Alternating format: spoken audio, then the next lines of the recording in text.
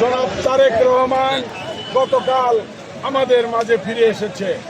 ভাইয়েরা আমার, আপনারা জানেন অনেক কুচক্রী অনেক কথা বলেছে, সকল কল্পনার অবসান ঘটিয়ে এই ঐক্যের প্রতীক আমাদের প্রাণপ্রিয় নেতা জনাব তারেক রহমান তার মাতৃভূমিতে ফিরে এসেছে।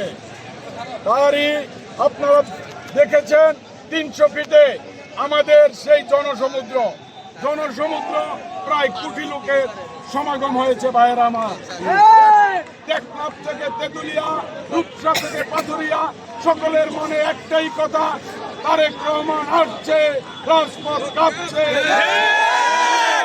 লিডার আসছে, রাজপথ কাঁপছে, বাংলাদেশের মানুষ হাঁটছে, তারেক রহমান হাঁটছে, দেশবাসী হাঁটছে। ভাইয়েরা আমার, আপনারা জানেন আজকেই তার প্রয়াত পিতা শহীদ রাষ্ট্রপতি জিয়াউর রহমানের মাজারে উনি এসে পুষ্পস্তবক অর্পণ করবেন। তারই ধারাবাহিকতায় আমরা দক্ষিণগ্রাম থানা বিএনপি তথা সারা ঢাকা শহর থেকে আমরা এখানে উপস্থিত হয়েছি। আমি আপনাদের মাধ্যমে আমাদের দক্ষিণগ্রাম থানার সর্বস্তরের নেতৃবৃন্দকে ধন্যবাদ জানাচ্ছি।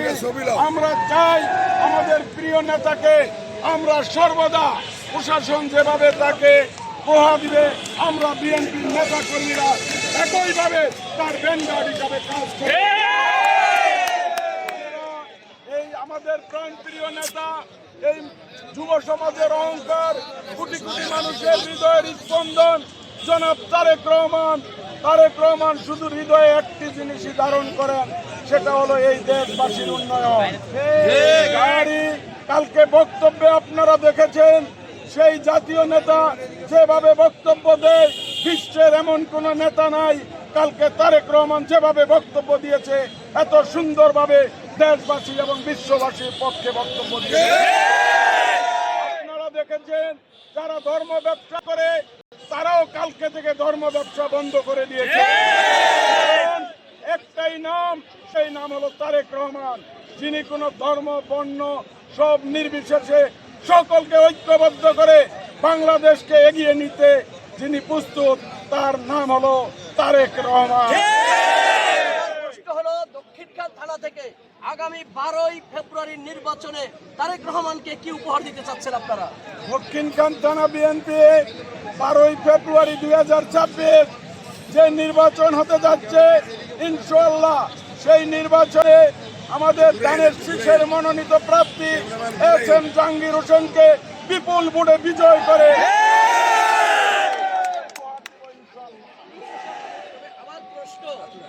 আলেম ওলামারা যেভাবে বেগম খালেদা জিয়ার জন্য দোয়া করেছেন এবং মসজিদ মাদ্রাসার ইমাম মুয়াজ্জিনদেরকে যেভাবে তিনি ভাতা দেওয়ার প্রতিশ্রুতি দিয়েছেন, আসলে এটা আগে তো ছিল না, কেন এটা?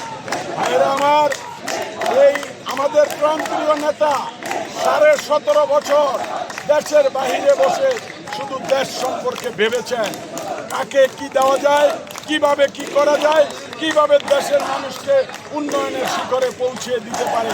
তারই ধারাবাহিকতায় তিনি কৃষক ভাতা, আপনারা জানেন ফ্যামিলি ভাতা, আপনারা জানেন ফ্যামিলি কার্ড, কৃষি কার্ড সহ, এবং আমাদের ইমাম ওলামাদেরকেও মান্থলি যে ভাতা দেওয়ার কথা উনি ঘোষণা করেছেন।